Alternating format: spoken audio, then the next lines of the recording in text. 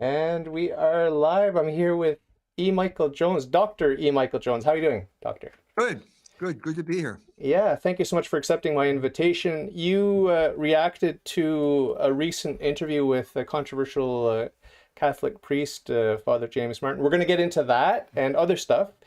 But as I told you before going live, I want to hear a little bit about you because I don't really know you. I only know about you by reputation. And you're controversial in certain circles and these sorts of things, as was my former guest James Martin for different reasons. But I really want to know about your childhood. How were you raised? When did you first realize there's a God? Like, this kind of a big moment in a child's life, right? Often it's before the age of reason. You get impressions from a devout family member. You get taken to church. You see the smells and the bells, and you get an impression about God, or maybe you meet a priest or whatever as a child, and it gives you a strange impression about religion. Or maybe you weren't even raised Catholic. I don't know. So just walk us through the whole story from early childhood up until today, touching on the highlights, conversion moments, and these sorts of things, if you would, please. Yeah, I was born in Philadelphia in 1948, right after World War II. I was raised in a completely Catholic environment. So we were members baptized into the Catholic Church as an infant. And then we moved, father moved me and my mother to a Irish Catholic neighborhood in Philadelphia. And this was the crucial turning point after World War II when ethnic neighborhoods were declared de facto illegal. It was known as the Civil Rights Movement in the South. In the North, it was ethnic cleansing. And so when the Black people that got imported from North and South Carolina crossed Lehigh Avenue in North Philadelphia, my family moved into what was, in effect, a suburb, even though it was inside of the city limits, where you had a generic Catholic population as opposed to an ethnic Catholic population.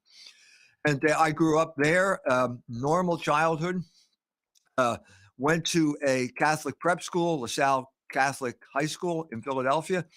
And at this point, was kind of introduced into the broader world of Philadelphia.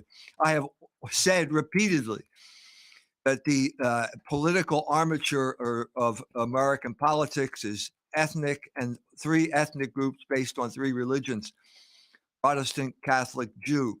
And I was introduced into this dynamic as a teenager in Philadelphia.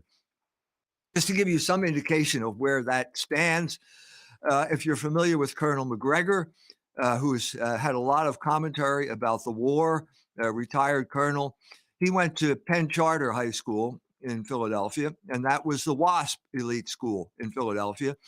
And that was about 2 miles from LaSalle High School. And Benjamin Netanyahu also went to high school in Philadelphia. He went to Cheltenham High School, which was about a mile in the other direction. So if you have within a 3 mile radius, you had the entire constellation of ethnic America: Protestant, Catholic, Jew. Wow. I went to So, LaSalle High School too. LaSalle is, he was Catholic, wasn't he? LaSalle? it depends on which LaSalle you're talking about. The explorer, yes, was Catholic. Okay. He was the famous French explorer, but LaSalle High School was named after Saint Jean Baptiste de LaSalle, who was a religious figure. Oh, And he founded the Christian Brothers, and they were the people who staffed the school. ah. But it depends on where you were. There's a LaSalle, Illinois, named after the explorer. The famous explorer walked about a block away from where I lived, walked up the St. Joe River because he missed the portage. So two different LaSalles. Ah. So I went to a Jesuit college, St. Joseph's College, now St. Joseph University. So I have some exposure to Jesuits, and it was during that time that I basically lost the faith, Catholic faith, largely Oh. because of the Jesuits. And to fulfill this ethnic dynamic, I think I became a Jew because I ended up working for Jews. I was involved in the art world in Philadelphia, which is very important in Philadelphia because that's the main accomplishment of Philadelphia in American culture. Because Quakers can't talk to each other, so they have to paint pictures. Became involved in that, and it was dominated by Jews. And I think my apostasy, another way of saying that, was that I became a Jew. Then I went to Germany. I taught at a gymnasium in Germany. I got 3 job offers during the summer of 1973 when they were desperate for teachers. So I ended up teaching English at a gymnasium on the Lower Rhine. And it was there that I came back to the faith, largely because I read The Seven Story Mountain by Thomas Merton. Ah. And so at this point, I spent 3 years there teaching English. Then I came back to the United States, back to Philadelphia to Temple University to get my PhD. And at that point, I got a job. I was actually one of the few English majors who got a job. I got a job at St. Mary's College in South Bend, Indiana, outside of South Bend, Indiana, right across the street from Notre Dame. And tenure track contract. And 1 year after I got there, I got fired. And I got fired because I was against abortion. Ah. I kept saying, well, wait a minute. No, you must be pro-abortion. No, I was fired because I was against abortion, fired from a Catholic college because the feminists had taken over St. Mary's College, which is to this day. It was a feminist school. Now it's a lesbian school. But that's what happened. And I didn't know because I've been out of the church and out of the country for about 10 years. I just didn't know what had happened. So instead of going back into academe, I decided to set out as a journalist. And I created a magazine called Fidelity, which is now known as Culture Wars. And I've been doing that for the past 40 years.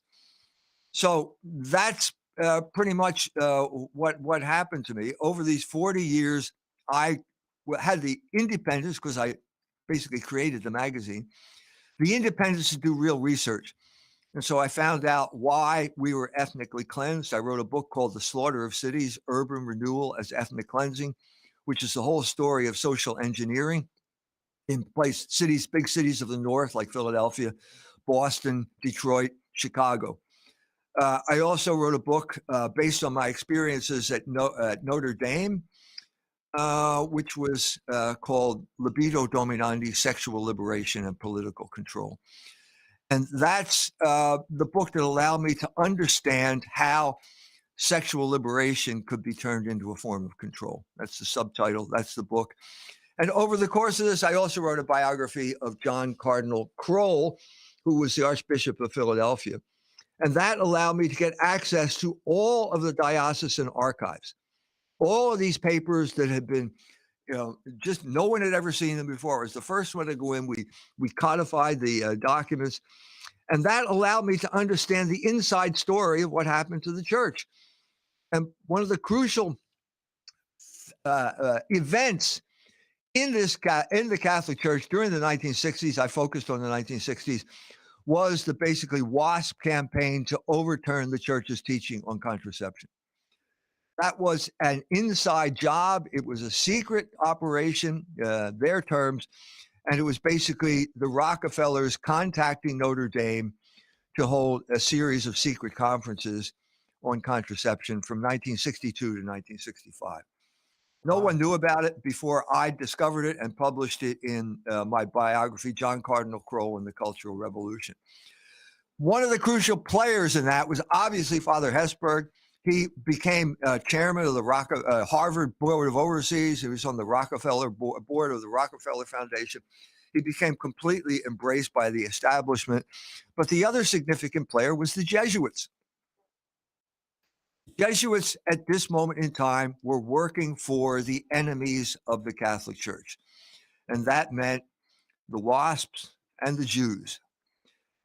So why do I say this? Because the memos back and forth between Cardinal Kroll and Bill Ball, who was the lawyer for the Pennsylvania Catholic Conference, pretty much stated you can't trust the Jesuits. Every time we share something with the Jesuits, it ends up in Leo Pfeffer. He was the Jewish lawyer for the American Jewish Committee, who was the architect of the school prayer, Schempp versus school board, Abington versus school board versus Schempp, school prayer, overturning school prayer, and also the Catholic education bills, Lemon versus Kurtzman and Tilton versus Richardson. These were the big Supreme Court battles in the 60s.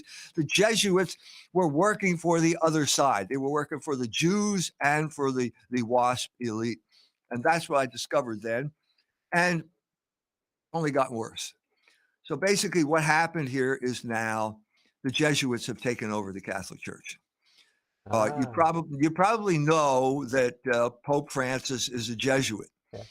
Okay, Pope Francis is to the Catholic Church what Joe Biden is to the White House. He's an old man. He's even older than Joe Biden. No one man can run something as big as the Catholic Church. And so he has to rely on his order, which is the Jesuits. And basically, that same group of people that were on the wrong side of the culture wars during the 1960s is running the Catholic Church. And no one epitomizes this takeover better than Father James Martin. Father James Martin, there are bishops and cardinals. When a cardinal objects to some clause in an encyclical, he gets fired from his job. He gets frozen out. The Pope won't meet with him. James Martin can meet with the Pope like that. He can have a 40-minute audience with the Pope whenever he wants to. And I am going to conclude that he's running the church by giving you a simple example. The Pope went to Uganda. What did the Pope do when he went to Uganda? He basically told them to decriminalize sodomy. Now, why would he do that? I'm saying it's because James Martin told him to do it. James Martin is the foremost promoter of homosexuality in the Catholic Church. That's why he's controversial. Well, Okay? let me ask you something, because I've asked many rad trads, conservative Catholics about Father James Martin. Like, give me some concrete, hard evidence out of his own mouth. What has he said that goes against church book. teaching? Read his book. I bought his book. I haven't read it yet, but I'll read it. Yeah, What does he say in there that's controversial? He is promoting homosexuality. That's controversial. Now he can say it's pastoral, Yeah, it's outreach. We need to build bridges to the homosexual. He's giving them a legitimacy that they do not deserve. But Pope Francis, the Vicar of Christ, I don't know if you accept him as the Vicar of Christ or not, but Pope Francis, the church says he's our Pope, and Pope Francis said he kind of slipped up and let us see the iron fist in the velvet glove. He said everyone's welcome to come in, but you have to follow the rules once you're in. So that was kind of like, oops, we let the secret out of the bag. You have to be Catholic once you become Catholic. So I think there's maybe some 5D chess taking place here that you're not aware of, like that they want to bring people in. God's using Pope Francis and James Martin to bring people into the church and then make them Catholic. And I think that's pretty cool if that's what's happening. You're right. So when I say, why did he go to Uganda? I think that was James Martin. Does he think that sodomy is a sin? Yeah, I think he does. Whether James Martin considers it a sin, that's a big question because he won't answer that question. I have done this before. There was a lady by the name of Janine Gramick, who's the head of New Ways Ministry, who is promoting homosexuality. There's no question about it. She came and gave a speech at Notre Dame, and I said, do you accept the church's teaching on homosexuality? And she said to me, I am not going to answer that question. Now, this is a lady that received an award from the papacy of Pope Francis. That's promoting sodomy. Now, whether he's conscious of this, whether he has this crazy pastoral idea that you can, I mean, we all say you love the sinner and you hate the sin, but the work of James Martin is deliberately blurring this line. It's deliberate, and the net result is the promotion of sodomy in the Catholic Church. I'm going to take this one step further because I listened to the interview when you talked to him. You said, what about the Jews? Yeah. Something like that. Yeah. And James Martin said, well, ever since Vatican II, all of the popes have said that anti-Semitism is a sin. Sin, yeah. Well, would you please explain that to me? Now, wait a minute. What do you mean by anti-Semitism? We have just had a conflict here between Elon Musk and the ADL. You're probably aware of this. The number one trend on Twitter for a while was ban the ADL. Hashtag ban the ADL.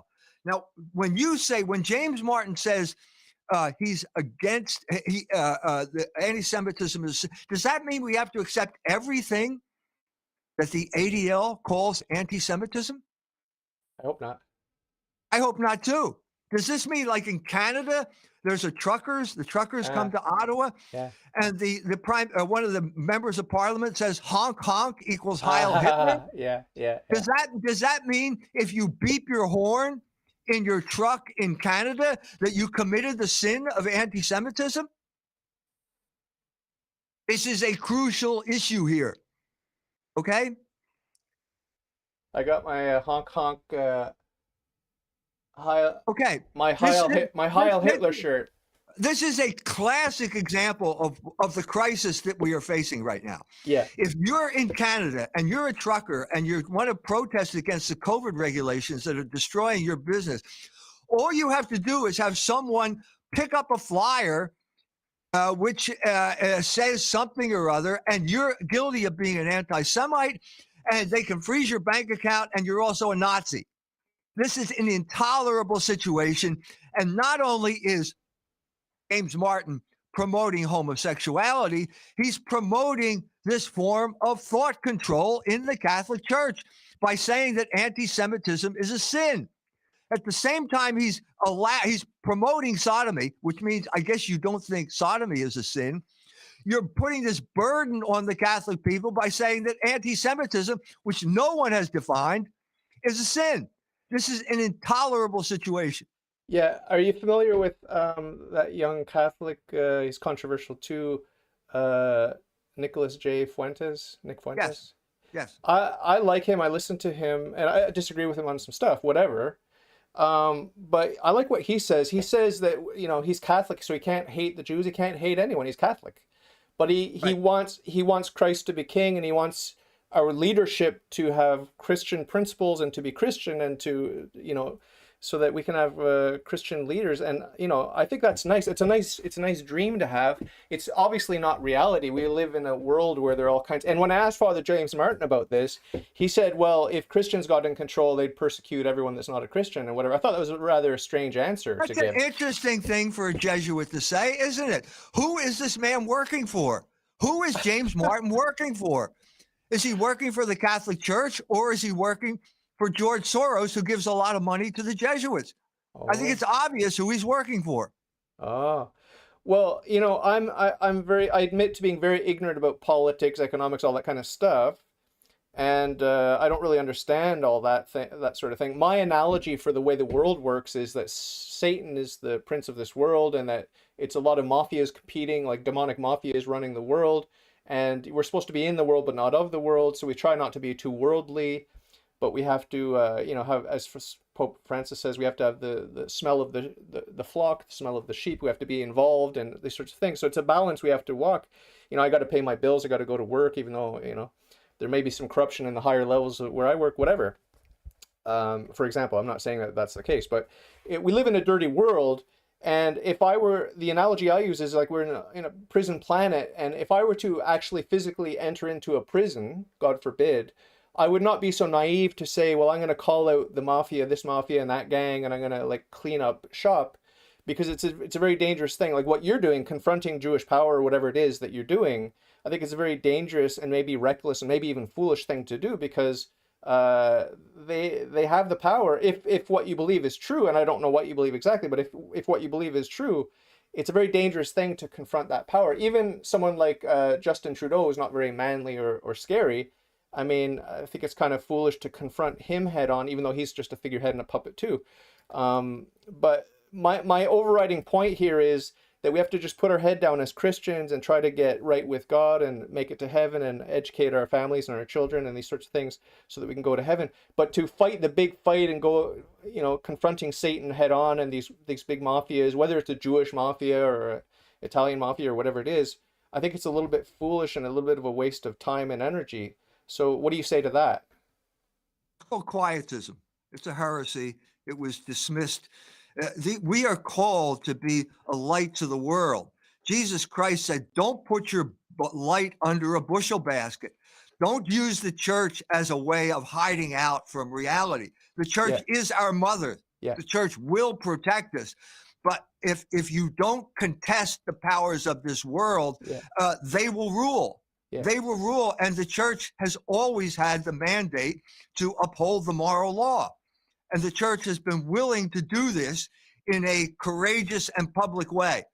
And I'm talking about not too long ago in the United States of America, when basically the Catholic Church imposed the production code on Hollywood. Uh, I, That meant yeah, go ahead. that meant there was a crisis in Hollywood at this point. The Jews had invested a lot of money. They borrowed a lot of money to get into talking pictures. around 1929, just as the stock market collapsed. Okay. So they're desperate. And the head of the Bank of America happened to be an Italian Catholic. And he said, I'm not going to lend you any more money. So they were facing bankruptcy. At that point, the Catholic Church called a boycott of Warner Brothers theaters in Philadelphia. Cardinal Doherty called that boycott. And Warner Brothers was losing $100,000 a week in Philadelphia. That's just Philadelphia. And they threatened, if you continue this way, if you don't back down, we're going to extend it to every big city in the north. And at that point, the Jews capitulated, and they implemented the production code, which meant no nudity, no blasphemy. All of the films that you saw between 1933 and 1965 came out under the production code when Catholics had control over Hollywood. Oh, I want to ask you about the pornography industry. There's been some talk on the internet. I don't follow it, but the Jews are heavily involved in the pornography industry. I mean, I don't want to malign the Jews because I don't know, but you might have an opinion about that. But I'm firmly against pornography and all this sort of.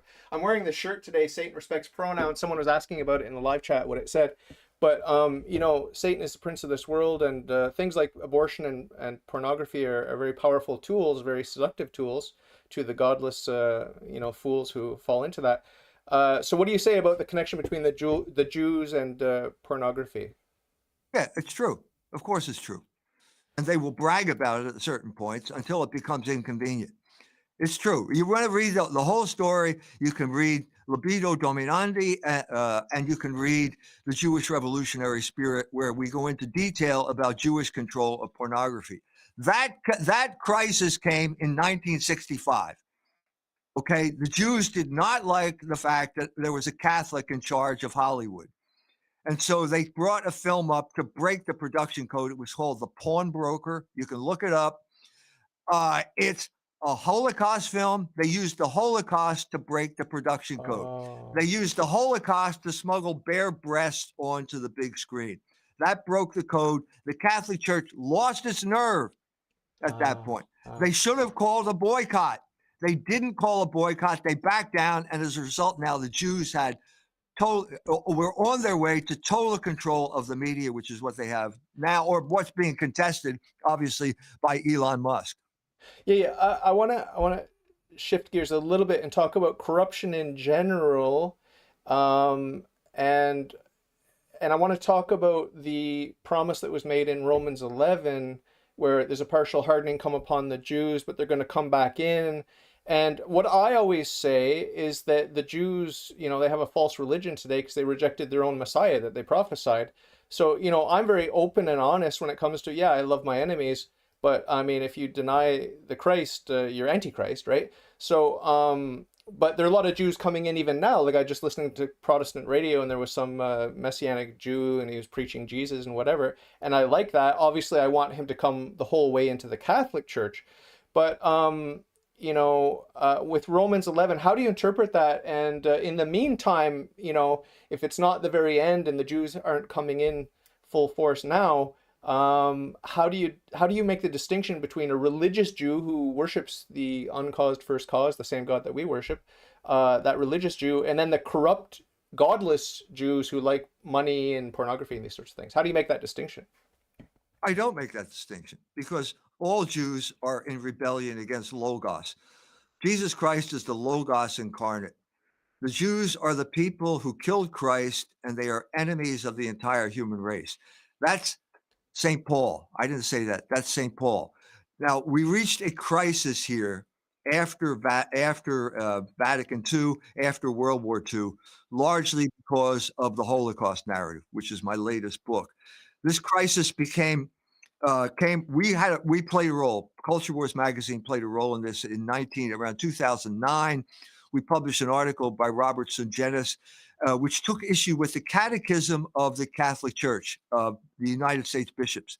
In that catechism, it stated that the Mosaic covenant is eternally valid. That's false. That is a heretical statement. When we pointed it out, the bishops actually recognized that, and they told the editors of the catechism to take it out. Okay. So the Catholic bishops in the United States understood their duty as representatives of magisterium. They acted on it. They recognized that it was heretical. They ordered the people to take it out who were in charge of that edition, and those people did not follow their orders. Oh. And so what you have here is a crisis where the whole idea of dual covenant theology is Ah. basically de facto the teaching of this group of people in the United States of America and Oh. other places throughout the world, throughout the Catholic Church. Ah. Yeah, well, I have a sad story about during COVID, and I think it's getting a little bit safer to talk about COVID now that some time's gone by. But I was violently accosted and abused basically in a Catholic church because I went in without a vaccine passport, and but I had permission from my bishop to do so. He said, "You're never going to be turned away from a Catholic church if you're Catholic. You don't need a vaccine passport. You don't need to get jabbed." Right, right. That's what my bishop told me. And when I went in and followed his instructions, they violently threw me out, and they said I can Okay. never come back until I get the vaccine. I can never come Can back. can I ask you where that was? Montreal. Canada is in a very bad situation. Yeah. Okay, Canada is just doesn't have the traditions that we have in the United States of America. It's got a docile population, and the crucial problem with the Canadian Catholic Church is the Winnipeg Statement that the Canadian bishops made in 1968. Oh. They rejected Humane Vitae. Oh. You can't reject the solemn magisterium of the Catholic Church as articulated by the Pope, Pope Paul VI, and not expect serious consequences. And what they did, well, if you now can reject what the Pope says, what is the basis for your authority? There's only one answer to that question. That's the state. Because there's only two options here. It's the church or it's the state. I got to tell you something. I got to interject here. I got to tell you something. When I was like accosted and thrown out of the church, and I had this security guard with his knee on my chest, and I'm in the parking lot flailing, and people are filming me, I said, "Hey, put this on YouTube. I want to see this footage." But in any case, I appealed to the security guard. I appealed to the cops because there were like 6 cops who came. I appealed to everyone. And I said, "Are you Catholic?" "Yes." "Okay, well, you understand there's a hierarchy. We have God, we have the Pope, we have the bishops, we have, there's a whole hierarchy." And my bishop told me I can come in. Who's the snotty-nosed security guard to tell me that I can't come in? And who are the cops to tell me that I can't come in? And they deferred to the politics. They said, "Well, the state says that there's an emergency, and so, we're listening to what the state says." And I said, "Well, what about the hierarchy? What about God, the Pope, the bishops, and so on and so forth?" This is precisely the issue. The United States of America makes it clear that the state cannot interfere in religious matters inside the church. So if the bishop says you're allowed to go to the church in the United States, the government can't say no. But what happens when you have people like the Jesuits going over to the dark side, becoming servants of the deep state? What happens when the Catholic bishops in Canada reject the church's teaching on contraception? The state becomes the supreme authority in Canada. That's why you're in trouble. I got to say something here. I want to get your feedback on this. It's very important. In Canada, we have a constitution. I don't know if you've ever read it. Probably not. It's short. You could read it very quickly. There have been amendments and changes made to the Constitution, obviously, over the past couple hundred years. And one of those changes, I think, is very interesting and scary and sobering, is that they changed, being under the sovereignty of God to that Canada is now under the sovereignty of God and other deities. Who are these other deities if not demons? This is outrageous. Who are they? What do you mean? You mean you have to obey some demon or some other deity, some unspecified other deity? That's outrageous. That's outrageous. The state just lost all legitimacy by making that claim. They could have said the people, or whatever that means, but other deities, that's preposterous. And that's the problem with Canada. If the Catholic Church is not strong, the state has all power and they will determine the policy of the church. The bishops opened the door to that with the Winnipeg Statement in 1968. What else happened in 1968 in Canada? Pierre Trudeau became prime minister. And you put those two things together, and I think you understand how you got to the situation you're in right now. how do we fight our way out of it? I know you're not here to help the little Canadians to win their battles, but what vision do you have? Like, other than me hiding away with my quietism and praying and hoping, and what's the solution? Like, I don't believe in protesting. I don't believe in going in the streets with my signs, because they're only going to allow it if it's ineffective. If it is effective, they're going to shut it down and take your bank account and everything, like you saw with the truckers. Right, absolutely. That was the message of the trucker strike. Look, it's not just Canada. I'm dealing with the same situation in Ireland. I'm dealing with the same situation in Germany. Germany is the worst, absolute worst situation because they lost the war and they were completely helpless and could not resist the imposition of American social engineering. So in all of these instances, first thing you have to do is establish the real history of what happened.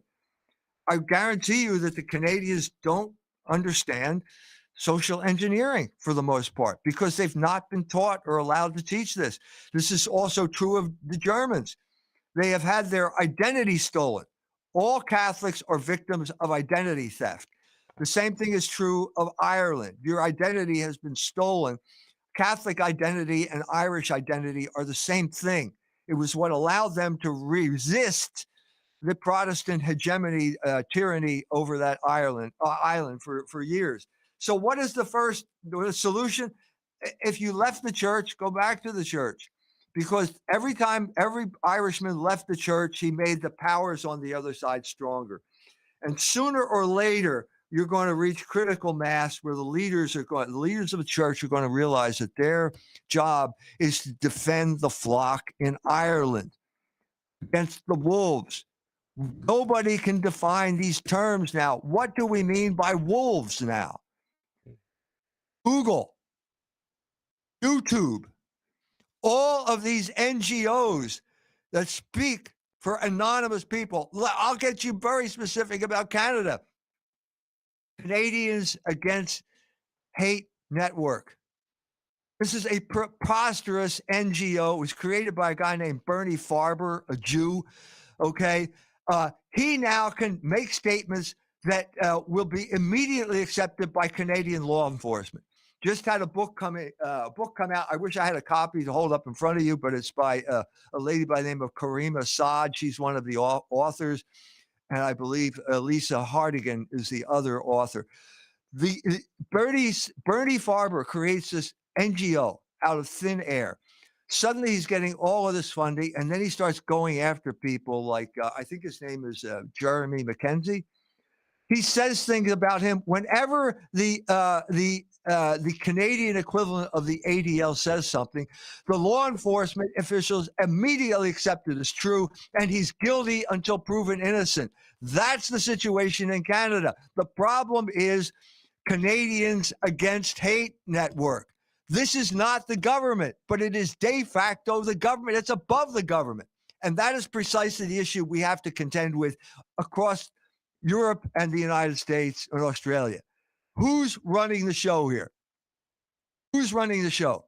Is it the elected officials or is it the Canadians, these NGOs that are getting funding, the Jewish-led NGOs that are using the Holocaust to tyrannize all of us? Do you think it's a coincidence that that the Jews are so prominent in positions of power, or is it because they're God's chosen people and they're going to come in after the partial hardening wears off, as St. Paul said in Romans 11? They are not God's chosen people. They were God's chosen people. The Catholic Church is the new Israel. Yeah. This is the new covenant. Yeah. That old covenant was destroyed the moment that Jesus Christ was crucified. The veil of the temple was rent, and then 70 years later, the temple was destroyed. That covenant is bound up with the temple. The Jews have no priesthood, they have no sacrifice, and they have no temple, and so therefore they cannot expiate sins. That covenant is over. Now, there's no curse on the Jewish people. The Jews can be saved, but they have to do it the new way now, and the new way is baptism. Yeah. You have to be baptized. You're not going to be saved by your DNA if you're a Jew anymore. You were never going to be saved by your DNA, although some Jews felt that way. That's what the Jews, when they argued with Jesus Christ, saying we're the seed of Abraham, as if they had some type of sacred DNA, and Jesus Christ rejected that. he could raise up the stones to be sons of Abraham or whatever he said. Absolutely. That's So, what he said. but the thing is that we're wild olive branches grafted onto the natural olive tree of the Jews, and No, that's wrong. That's wrong. That's wrong. The tree is God. The tree is Jesus Christ. The Jews are a branch and the Gentiles are a branch. If you don't understand that, you don't understand the imagery. The Jews are the branch that has fallen off the tree, which is Jesus Christ. That's what you're not grafted onto a Jew, you're grafted onto God. But Jesus is a Jew. So I'm grafted onto a Jew. Jesus is. We have to come to some serious understanding of something like the Gospel of St. John. Is Jesus a Jew? What does John say? St. John uses the word Jew 71 times in the Gospel, and 70 times is pejorative. So we have to look at it. What does it mean when we say the parents of the man born blind refused to speak out of fear of the Jews, because the Jews threatened to expel from the synagogue anyone who said that Jesus was the Messiah? Well, weren't they Jews? Weren't the parents of the man born blind Jews? Well, no. It turns out that they weren't, because by this point in salvation history, a Jew is a rejecter of Jesus Christ. That's the new identity of the Jew. Yeah. I was listening to Tom Cantor on Protestant radio, and he said that he used to be a Jew, and now he's a Christian, a Protestant, but he said that he was in this process of becoming an Israeli citizen, but there was one question that prevented him from getting citizenship. It was like, do you believe that Jesus is God? And he said yes. And they said, well, sorry, you can't be a citizen of Israel. So he emphasizes this. He's Protestant, but he emphasizes this, that the identity of the Jews is not ethnic, it's Antichrist. That's the identity of the Jews. Yes, you're right. You're right. And that's proof. So if you have a Jewish mother, you can become a citizen of Israel unless you got baptized. Now, what did baptism do to your DNA? Did that water on your forehead change your DNA? No, it didn't. What this means is that the Jews are admitting exactly what Cantor said, that the Jews have a negative identity. They are anti-Christian. That's their only identity. You can have as much Jewish DNA as possible. Doesn't matter. If you get baptized, you're not a Jew. What about, without getting into the weeds too much, I'm just curious about the state of Israel. By my intuition, I oppose the foundation of the state of Israel, but I'm not educated on the matter. I'm sure you oppose the state of Israel too, but you may have more justification for your beliefs. But it just seems to me like the Palestinians got a raw deal. I mean, what's your take on all that? This was the Holocaust. The Holocaust created the state of Israel. It started earlier with the Balfour Agreement, where basically the Jews wanted support. The British wanted support in World War I. The Jews said, "We'll give you support if you give us Israel." That was the Balfour Agreement. It didn't happen until after World War II. The thing that pushed this was the Holocaust. That narrative got created as a way of basically absolving the Allies from responsibility for war crimes, but it took on a life of its own, and basically that is the justification for basically everything that happened since that time, all the way up to the trucker strike, Wow. So when it comes to Islam, you haven't really talked about Islam. I had an interesting guest on, Robert. He's very anti-Islam. Spencer. Robert Spencer. I had him on, and he's very like, he seems very pro-Jew, very anti-Muslim. I found that a bit strange. He's a Christian of some sort, Orthodox or something. What's his deal, do you think? He's a Muslim basher.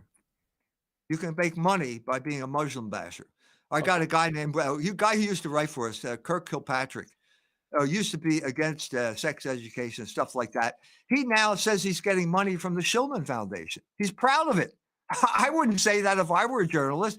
At the bottom of these Muslim bashing articles, he said this article was written with the assistance of the Shillman Foundation. So you can make money from Jewish foundations if you bash Muslims. It's obvious. And Spencer's one of them. The Catechism says that the Jews and the Muslims worship the same God that we do, and I believe it's true. It's the uncaused first cause of classical theism. What's your take on all that? I don't agree with that. I think Muslims worship the same God as we do. I've said this many times. Islam is in many ways a Christian heresy. But when the Jews come out, as they did a year ago, and say abortion is a fundamental Jewish value, they cannot be worshiping Yahweh. They do not worship Yahweh. If you believe in gay marriage and all the things that Jews have promoted, especially abortion, you are not worshiping Yahweh. You're worshiping Moloch. Yeah, well, it was like when Moses came down from the mountain and smashed the tablets because they were having an orgy or whatever. It's like, we're not all good Catholics. We're striving to be good Catholics, and same with the Jews. Like, so hopefully some of them, are pro-life, and I'm sure there are many religious Jews who are pro-life. Don't you acknowledge that, and you love these people for that? There are some people who are Jews who are pro-life. Yes, I'm not disputing that. I talked to Ben Shapiro. Okay. So Ben Shapiro shows up in South Bend, Indiana, and he's giving this talk about blah, blah, blah. And so the first question I got up and I said, Ben, 135, this was 135, it's now over 400. 135 Jewish organizations have said abortion is a fundamental Jewish value. Why aren't you preaching to them instead of the choir here in South Bend? He said, that's not true. That's not true. I said, wait a minute, Ben. I know you're pro-life, but to say that 135 or 400 Jewish organizations, it's majority rules here, Ben, unless you're the Jewish Pope. What are you going to do? Excommunicate all these people? You're telling me they're not real Jews? Well, they would say the same thing with more justification about you. You're the outlier, not these people. And so I'm saying that I take them at face value. I accept what the Jews say. When they say 400 Jewish organizations say that abortion is a fundamental Jewish value, I believe them. But that means that they do not worship Yahweh. They worship Moloch. Yahweh does not ask for human sacrifice. Moloch does. Yeah, well, we all know that there are many Christians and even Catholics getting abortions, and it's just a tragedy. It's really sad, and not to mention watching pornography and all the other sins, adultery, whatever. Do you mind if we switch gears just a little bit, because I'm curious. I'm very curious what you would have to say about the colonization. This is demonized by the liberal West. The colonization and the church coming to North America and killing the natives with disease and forcibly converting them. I asked Steve Cunningham about this from Sensus Fidelium, and he said, "Oh, there's a good book about Father, what's his name, that came, the Jesuit who came and converted the native peoples here." Isaac Jogues. No, it was Schmet de Schmet, Father de Schmet, Father de Schmet. Okay. Anyway, and there's another book I'm reading now, The Spanish History of America or something like that, The Spanish Roots of America, something like that. But I'm curious about your vision for like the church. Obviously, the church is good, but the church, there are corrupt members of the church always. And the Alta Vendita, the Freemasons infiltrated and all these sorts of things. But I believe that Christ and his church are one, and it's working for good in the world. And when the church came to North America, I'm very touched and moved by the stories that I'm reading in this biography of Father de Smet, because the native people were hungry for God and they converted readily and they really loved the Catholic Church and the Pope and everything else. That's the impression this book gives. But the popular culture says the church is evil because it forcibly converted people and it killed people. What do you say? Yeah, look at that Indian school. All those dead bodies buried around that Indian school. That's proof. That's proof that the Catholic Church is an evil institution, isn't it? Oh, wait a minute. Shh, not supposed to talk about the latest developments. Put that down the memory hole. Oh, I'm sorry about that. And that the Pope, to his shame, put on some stupid Indian headdress and apologized for something that never happened. Oh, I always cringe when a pope apologizes from some historical thing like Galileo or whatever. I'm always cringing when the church apologizes, but whatever. If you want to read the story of the Jesuits, Uh, it's a book called The Jesuits in North America by one of the great 19th century United States historians, Francis Parkman. It's a great book. This is a man who pretty much has all the American prejudices against the Catholic Church. He's a kind of transcendentalist. He doesn't like what he believes, but he's forced to admire the Jesuits simply for their bravery, for the fact that these guys went off in on the moose hunt, okay, with the Abnaki Indians because he had to learn Abnaki because he couldn't talk to the people unless he learned Abnaki. And so there's a Jesuit. They have to wait till the snow is waist deep on the Gaspé Peninsula so they can stab the moose. The moose, they cook the moose right there on the spot in a teepee that is full of smoke. And the Jesuit is there trying to breathe. It's 20 below zero outside. It's 100 degrees inside, and he's trying to get some fresh air under the tent flap. This is heroic virtue. Yeah. And this man deserves to be called a saint. This is what happened. Okay. Now, you go to the Fort Michilimackinac on the Straits, Straits of Mackinac. This is a park owned by the state of Michigan, and they have a story about what happened here. And the story begins with the priest, Catholic priest there standing, and there's a voyageur, and there's an Indian maiden, and they're getting married. Okay, this is what happened on Prince Edward Island. It's what happened in Newfoundland, what happened in Nova Scotia. The French intermarried with the Micmac, and they became one people, just like Mexico, another Catholic culture where the Hispanics married the Indians. Okay, so what happened here on Fort Michilimackinac? The English win the war. Okay, now they're in charge. The English come to the fort, and now they put a guy in charge of the trading post who's a Jew. This is not me. This is the state of Michigan saying this. The Jew immediately starts cheating the Indians. The Indians at this point are playing high lie or something outside the fort. They throw the ball over it. Can we please come in and get the ball? The English open the gates. The Indians come in and slaughter everyone. And then they announce, we are loyal sons of the King of France. Don't tell us any of this English stuff. That's the real history of what happened to Canada. Canada has never recovered from this dual identity. This French, English, Catholic, Protestant conflict at the heart. There can be no unity in Canada because of that. And the people in charge exploited this disunity with people like Pierre Trudeau and what he did, the way he stabbed the Quebecois in the back when he became premier with things like abortion, contraception, all the sexual revolution stuff. That's the story of Canada. You could say the same thing about the Jesuits in Paraguay. They brought the Catholic faith to those Indians. They went off into the woods and learned Guarani. So what happened when the English won the war? The Presbyterians show up in Nova Scotia and they say, you have to become Christians. The people say, wait a minute, we're Catholics. No, we mean Presbyterians. And they're not only not going to talk in Micmac, they're not going to talk in French. You have to speak English now. And so they say, no, I'm sorry, we're already Catholic, we're already Christian. And so at that point, when the persuasion wears off, they start offering bounties for scalps. Ooh. This is what the pious Presbyterians are doing. And then when that doesn't work, they engage in ethnic cleansing. They send them to Louisiana. That's the Cajun population. It's les Acadiens. Okay, Cajuns. Because they would not accept, this is the tyrannical British Empire that basically was, what is Presbyterianism? It's capitalism. That's what they believed in. That was the religion of the English, and that's what got imposed on Canada after the French lost the war. You have a lot to say about everything. It's amazing. You know a lot, you've read a lot, you studied a lot, and I really appreciate talking with you. I have another question which is controversial. It has to do with the green movement, ecology, save the planet, save the whales, the ozone layer, global warming, climate change, whatever. Okay, now in the context of the noble savage living off the land, being in touch with nature and living it with a low carbon footprint, it seems like that's the only solution. Like, are we all going to go back to that, or are we going to have our electric cars and our iPhones and pretend that that's green?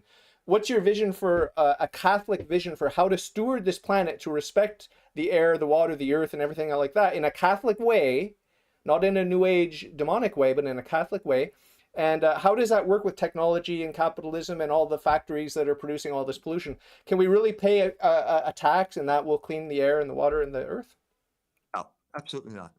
No, I had made a contribution to this. I wrote part of the papal encyclical Laudate Si. No I way. wrote part of. No, I did. I No did. way. I met with a member of the State Department in the Vatican. I had a meeting with him. I said, "Look, the church is not preaching the gospel." There were three areas. I said, "You're not preaching the gospel on the Jews." He said, "Oh, can't do that because of Francis." You're not preaching on church and state. He said, I said, do you know who John Courtney Murray is? He said, no, never heard of him. I said, well, that's the end of that. And then I said, you're not preaching the gospel on usury. And at this Ah, point, his ears perked up and he said, well, what do you mean? And I started talking about the ecological angle for usury, which is basically the World Bank will come in and will lend money to Ecuador. Great. That means the ruling class elite skims the money off, and now they can't pay back their loan because these loans are unrepayable. So what happens then? Well, we'll make a deal. Give us your rainforest. And at that point, they come in and clear cut the rainforest. This, in other words, usury is one of the main threats to the ecology on the planet right now. That's my contribution to Laudate Si. The Pope, wow. they changed the word usury to debt in the encyclical, but then when the Pope went to the United Nations, he used the word usury. That's the Nice. first time the Pope has used the word usury since Rerum Novarum, 1893, and that was my doing. So if you want to get to the heart of the matter, that's the heart of the matter. It's the world economic system. It's usury, basically coercing all these states to hand over their natural resources. Let me ask you a very spiritual question. The people who have a lot of power, a lot of money, they can have all the women, young women they want, whatever, if they, maybe they like young boys, I don't know. But they can have the drugs, the fancy drugs, and everything they want, pleasure, and they go to nice beaches and have nice food. Um, Probably they're not happy. Like I forget who said you'll own nothing and you'll be happy. Well, I say, well, you'll own everything and you won't be happy. So, Yeah, that was what's the deal? Like, why don't people wake up and realize like the true happiness comes from dying to self, living in Christ? It doesn't it get stale, whacking off to pornography all the time and just going through the motions with all this pleasure seeking and killing inconvenient pregnancies, inconvenient children and the women, these sorts of things. Don't people want to just naturally repent after yeah, living they that do. lifestyle? Like what They do. happens? But what happened is it was called No Fap November. And I think I played a role in that because of libido dominandi. I said sexual liberation is a form of control. Now, when I said that in 2000, everybody laughed at me. No, it's the opposite. Pornography means freedom. And then I said, when the Israeli army went into Ramallah, and the first thing they did was take over the TV stations and they started broadcasting pornography over Palestinian TV stations. I was the guy who broke that story. Okay. And at that point, you have to explain to me why the Israelis want to bring freedom to the Palestinians. Because that's what pornography is, isn't it? Freedom? No, no, it's the opposite. It's slavery. Now, this is a generation that woke up and realized I'm a slave to my cell phone. I am a total slave. I am totally powerless. All I had to do for most of them was just come along and say, well, it was intended to be that way. If you go and you get involved in pornography, you will become a slave to that little machine. And that was enough to convert some people. Some people just stop because of that. Now it's a vicious habit, and it takes a while. It takes a lot of effort to break it. But once you had the proper explanation, then they saw it in a completely different light. And so that was where the change took place, and it's going to continue to change that way. Why is there a men's movement the past 10, 15 years? Like there's a men's movement online, a lot of men trying to be manly again, try to be good fathers and all. Were you part of that also? No, but indirectly I am, because I'm saying uh, a man has as many masters as he has vices. And the men are supposed to be the people in charge. And when they realize they are slaves to their own passions, they're weak, they're ineffective, and they hate it. And so, how am I going to get out of it? That's there's a natural reaction once you become enslaved. And all I'm saying is, yeah, it's called the slavery of sin. St. Augustine said a man has as many masters as he has vices. And he knew the way out. And the way out is the Catholic Church, specifically the sacrament of confession, Yeah. where Jesus Christ, if you're a Catholic, you say, I believe in the forgiveness of sins. That's big. That's really big. Because what do the Jews do now? They don't have a temple. They can't expiate sin anymore. And so what are they going to do with it? Don't underestimate the power of guilt as a political force. The main pillar of the Democratic Party in the United States of America is women, feminist, largely Catholic women who have had abortions. Once you get an abortion, you become a Jew, because abortion is a fundamental Jewish value. And how do I know? How do I know you became a Jew? Because you vote like a Jew. And what you have in Pennsylvania, with a lot of Catholics in the state of Pennsylvania, they elected a Jew as the governor. He was drawing on that pool of guilt of Catholic women who became feminists, refused to repent for the sin of abortion, and now they're being mobilized as a political force to put the Jew in the governor's office in Pennsylvania. You bring to mind an interesting hypothesis that I have. There was recently a protest here in Canada. I don't know if it was in the States too, the Million Man March against grooming in the schools, these sorts of things. I don't know if you were Right. aware of that, but my take is it's wholesome families, warts and all. They got their own problems. They're not all Christian either, but they're on one side of this battle, and on the other side, the counter protesters were very angry and colorful and masked up and everything. And the overwhelming feeling I got from watching the counter protesters is that they're protesting too much because it betrays a certain guilt.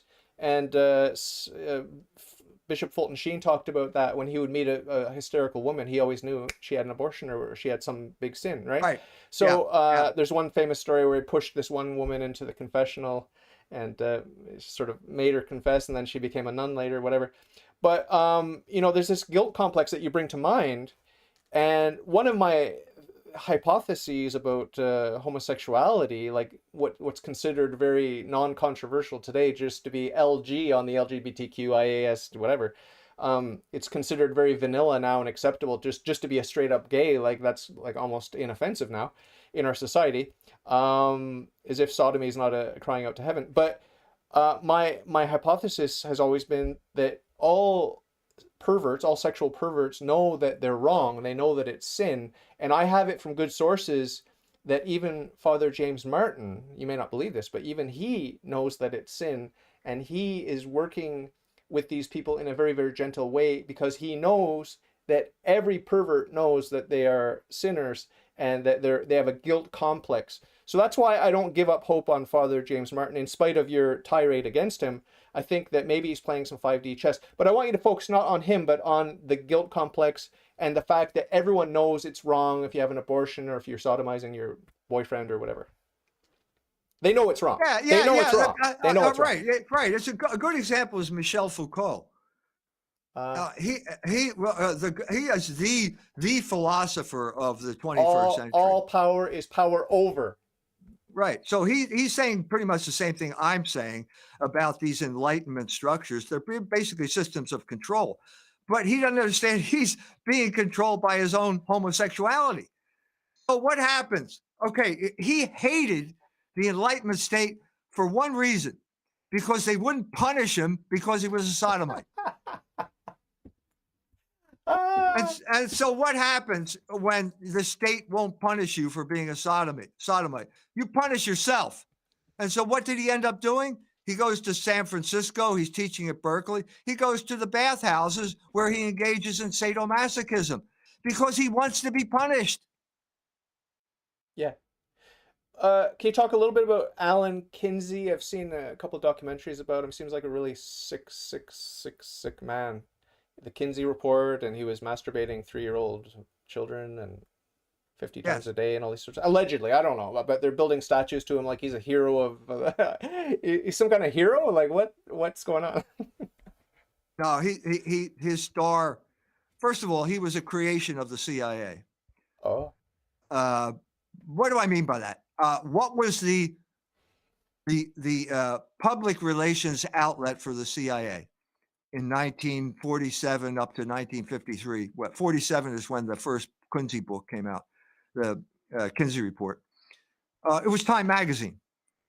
But Time magazine put him on the cover, and he's got, just like me, he's got a bow tie, but he's got a crew cut. And a crew cut and a bow tie are just a dead giveaway that you're a Boy Scout and you're a straight arrow. okay. Now, why did they do that? Well, because everybody knew at a certain point that he was a homosexual, and that the whole Kinsey report had nothing to do. It was Alfred Kinsey, by the way, had nothing to do with science. It was homosexual advocacy. That's what it was. And I was one of the lady who brought this to everyone's attention was Judith Reisman, Jewish lady, who looked at that table, was table 130 or something like that, where he's got all this data about children being molested. Well, wait a minute. Didn't that break the law? Weren't you breaking the law here? She was the first one to raise it.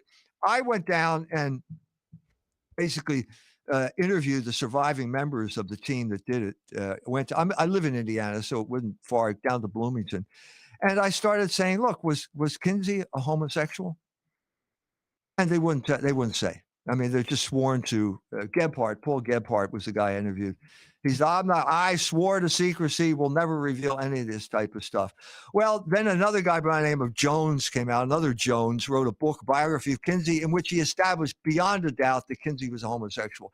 At that point, he lost all scientific credibility. Now, this was significant because the main vehicle for breaking obscenity laws in Germany after World War II during the 1950s was the Kinsey report. Report became a German word because of Kinsey. There was the German word for report is Bericht, but suddenly after Kinsey, all these softcore porn films came out, like the Schulmädchen report, the schoolgirl report. In other words, this was all influenced by Kinsey, and at that point, the Catholic Church lost its nerve because they accepted the narrative that Kinsey was a scientist. That's preposterous. He was an entomologist. If he was an expert on gall wasp. Now, how that makes you an expert on sexuality, I don't know. But the Rockefellers gave him money. That means you're a real scientist. And he carried that forward until Jones's book came out, and it became clear that Kinsey was a homosexual. And then, now we see the agenda. It's all bogus science. It's not real. And the whole thing collapsed. And so maybe they're going to put a statue up to him or something like that, but that's over. That era is over. The final nail in the science coffin was COVID, by the way. Yeah. But it's the same story. I've got this pet theory that you've read the Book of Tobit. You're probably gonna have to wrap it up here soon, right?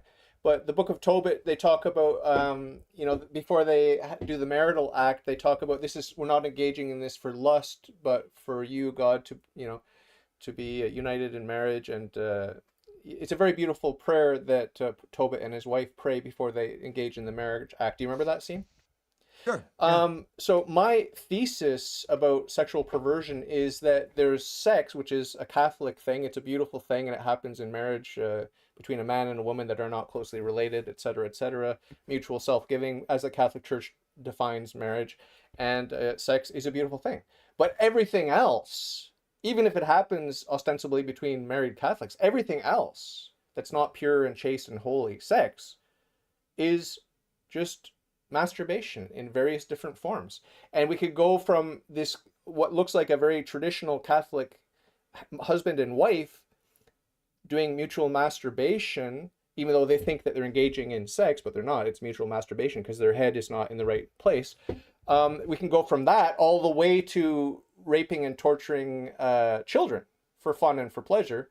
That's an extreme form of masturbation. Or just your run-of-the-mill gays doing each other up the butt and thinking that's an expression of love. It's just you're just masturbating into each other's orifices. So that's my thesis. I don't like to say that there are lesbians, there are gays, there are bisexual, and these sorts of things. I say that there are Catholic people having Catholic sex. That's good, and every other sexual thing is just masturbation. What's your reaction to that oversimplification?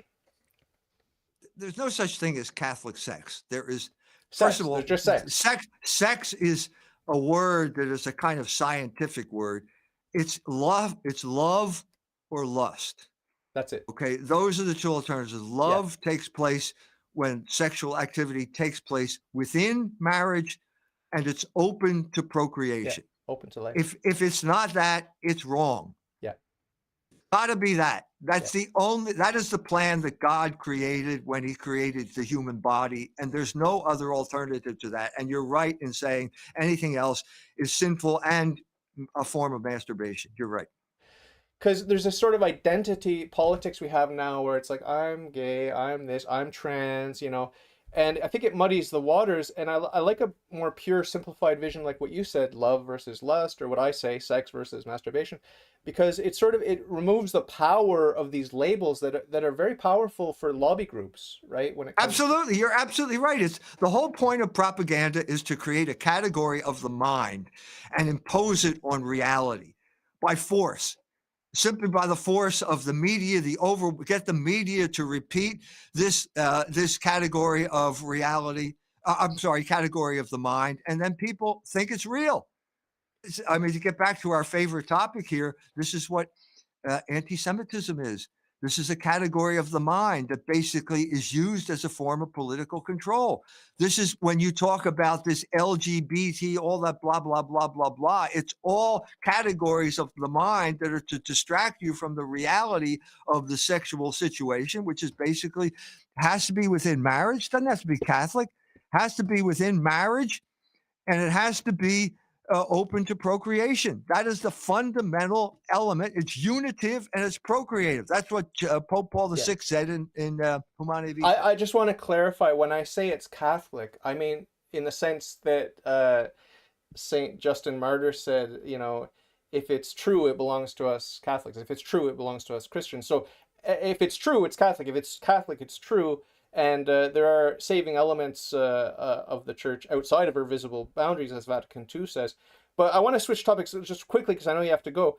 Young Earth creationism. I'm a young Earth creationist. I believe the whole universe is about 7,200 and some odd years old. You mentioned Robert Sougenis. He's like a geocentrist. I'm not quite there with the geocentrism, but I kind of want to be. What's your take on the science? Do you trust the science? Millions of years of suffering and death before Adam and Eve were conceived in the womb of a beast, or what do you believe about that? Yeah, first of all, I completely agree with Bob Sougenis about geocentrism. Okay. But secondly, I was just giving a talk in St. Louis, and I talked about the paintings on the ceiling of the cave in Altamira, Spain. And I said they were done 30,000 years ago.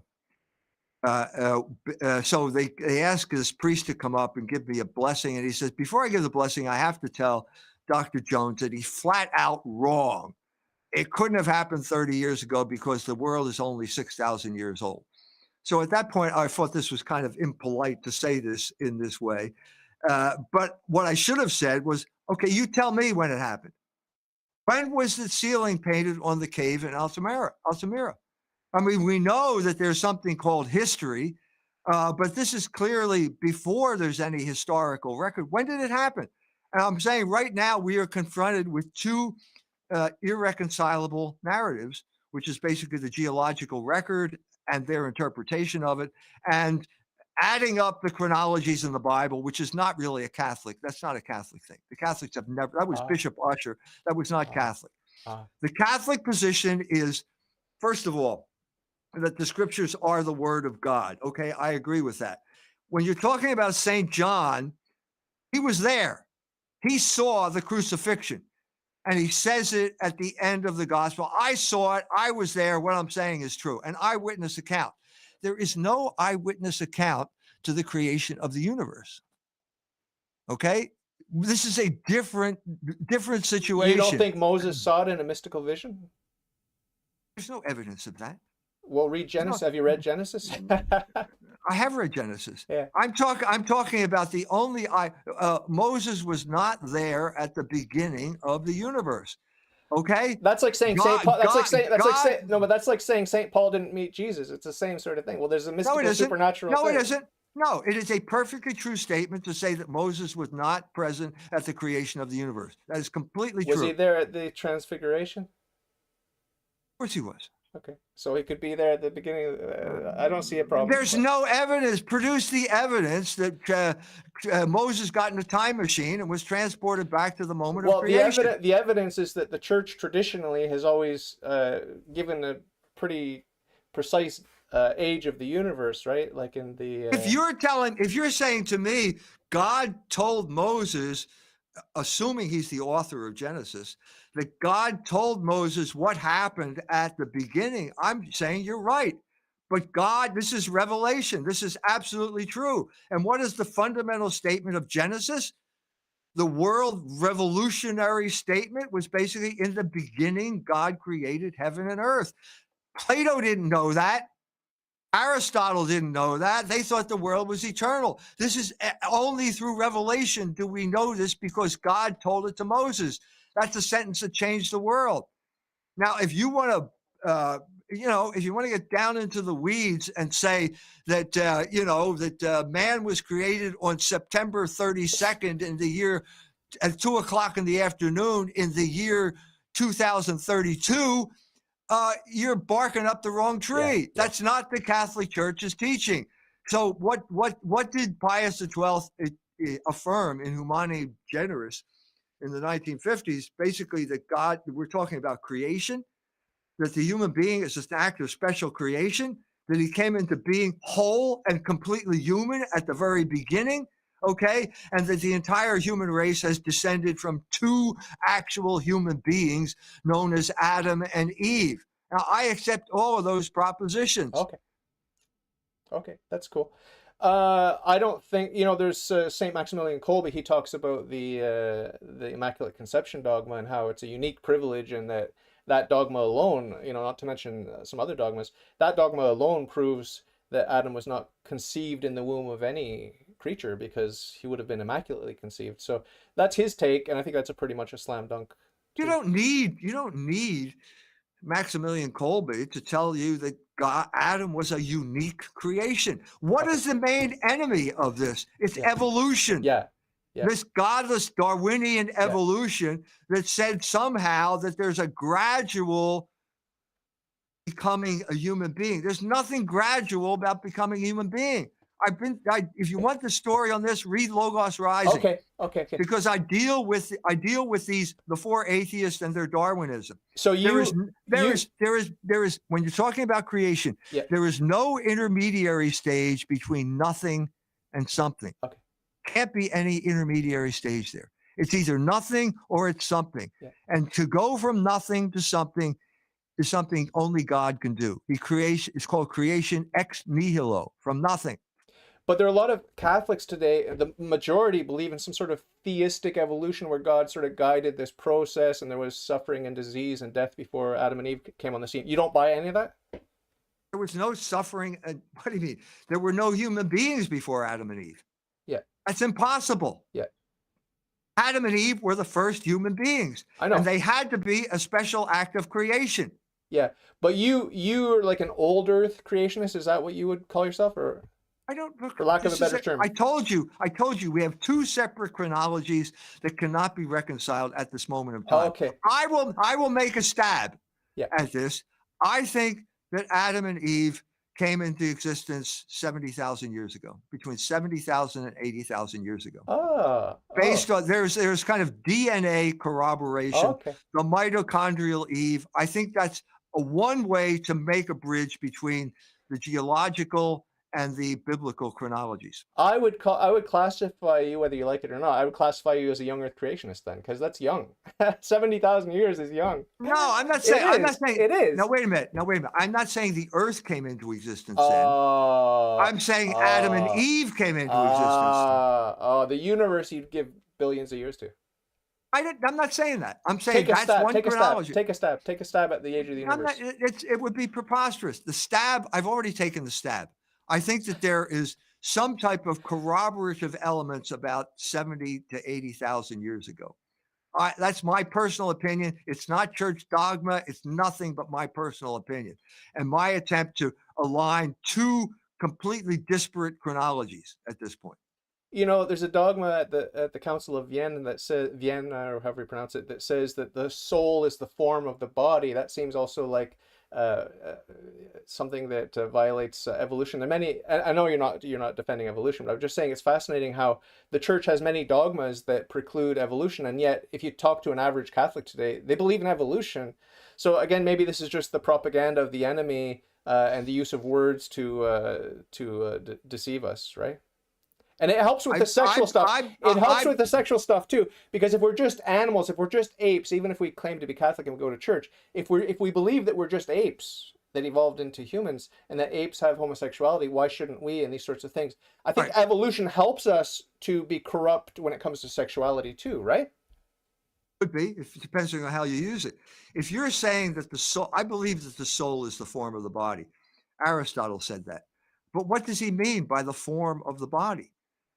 What does he mean? He said if the body were a hatchet, the soul would be chopping. Okay. If the body were an eye, the soul would be seeing. Okay. Now, this is sophisticated. This is not Plato. Uh, Plato felt that the soul was an angel in a machine. oh. He felt that the soul was the pilot on a ship. In Yeah. other words, Aristotle said it's the tension in the strings that makes the soul of the violin, right? The tension in the strings. right. So this is the type of sophistication. What this means then is that you can't have a neutral body uh, where you pour a soul into it. That doesn't work. You Uh, can't have an ape where you pour a human soul into it. That's not going to work. yeah. That's not going to work. This is an all or nothing thing. Soul and body had to come into existence at exactly the same moment, just as they do right now with human procreation. Absolutely. Do you have a few more minutes, or you have to go? Yeah, let's have one more question Okay. because I do have to My go. last question is the most important one. One of my friends and listeners, he said that he's never ever seen E. Michael Jones smile ever. So I'm wondering, All right. can you give us This, can you give us a smile? no, Can you give us a abso- smile? absolutely not. Why? Absolutely. Why? It's completely out of character. Complete, Oh my God. completely out. It would ruin my gravitas. What what is okay, last question. What do your enemies say about you? And do you get accused of being like grumpy or stern or No, I'm. staunch or confrontational or aggressive, or what's your reputation from the negative side? Because the people who I'm an love you anti. love you. The people who love you. But what do your enemies say? I'm an anti-Semite. Very simple. How would I know if I'm an anti-Semite according to the ADL? How would I know that? You won't. That's the whole Okay. point. You won't. Did the Canadians, did the truckers know they were Nazis? No. Did they know that? No, they didn't know it until Yarasak said it. That's the problem. Ah. There's nothing you can do to protect yourself from this group of people. Nothing. And if I If say you do something they don't like, they will create a fiction and they will destroy your reputation. I don't have a reputation, but anyway, if I say I'm not an anti-Semite, that's just what all anti-Semites say, right? Absolutely. Every anti-Semite says that. What more proof do we need? He claims he's not an anti-Semite. Great talking to you. Great meeting you. I really enjoyed it, and you have so much to say. It's amazing. I hope, because you're getting up in years, I hope before you go to your heavenly reward that you're going to, put everything else on paper that you haven't yet put on paper. Where can people get your books? Go to fidelitypress.org. The Holocaust narrative is now for sale. It just came out a week ago. Or you can go to culturewars.com and you can buy the books there. Or you can subscribe to Culture Wars magazine, which I've been doing for over 40 years now. Someone in the live chat asked if you have any Jewish friends by chance. I have many Jewish friends. Some of them have converted to Catholicism. Some of them have not. Not yet. Go read Culture Wars magazine. You read the letter that Yehuda Littman, an Orthodox Jew from Brooklyn, just wrote, talking about me and Culture Wars magazine. I'm not making this up. It's in the letters column. Amazing. Thank you so much. I hope you come back sometime and chat with me again. And I hope my ignorance and naivete didn't rub you the wrong way, but it was just great picking your brain a bit. Thank you. It was a pleasure. And if you come up with new questions or a better understanding, let's do it again. Of course. Thank you so much. Take good care. God bless you. Bye-bye. Thank you. Bye-bye.